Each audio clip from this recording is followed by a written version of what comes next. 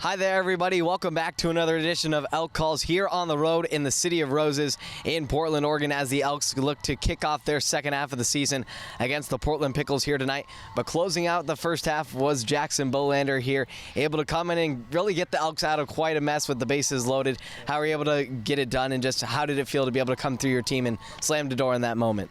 I mean, it was awesome. I love moments like that. I live for that kind of stuff. I had a lot of confidence with a good defense behind me and went out there and just pounded the zone.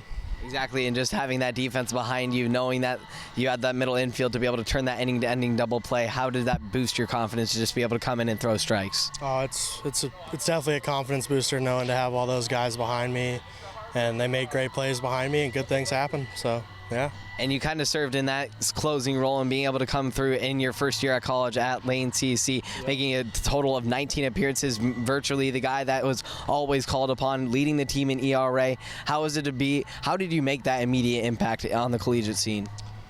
Well, I just kind of came in with the same mentality that I've always had, and that's just that I'm better than everyone else, and I went in with that mentality, and it worked out well, as it usually does. Where does that confidence breed from? I don't really know, to be honest, but just kind of always how I've been and how I've told myself that's how we got to play, and it's always worked out for me.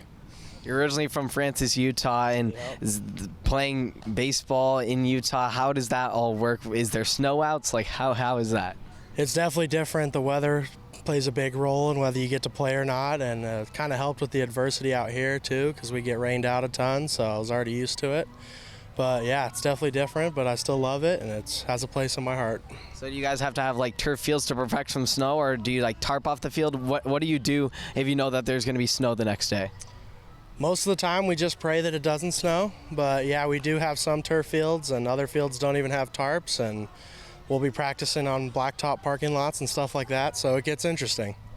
You got to play a little bit here with your teammate at Lane CC and Jackson Elder, who's now going to be going to the University of Utah. How excited are you to see him go back to a place where you're familiar with and be able to take it to the D1 level?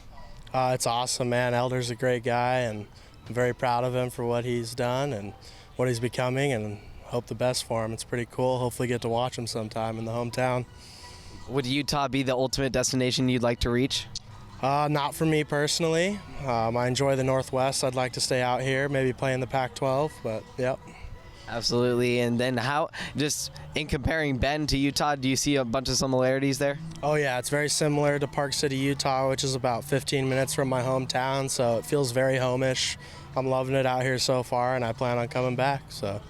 Well, we're loving having you here right now. Jackson Bolander, the Elks closer, coming in, and we'll see if he'll get an opportunity here this weekend as the Elks take on the Portland Pickles tonight in Game 1 at 7:05.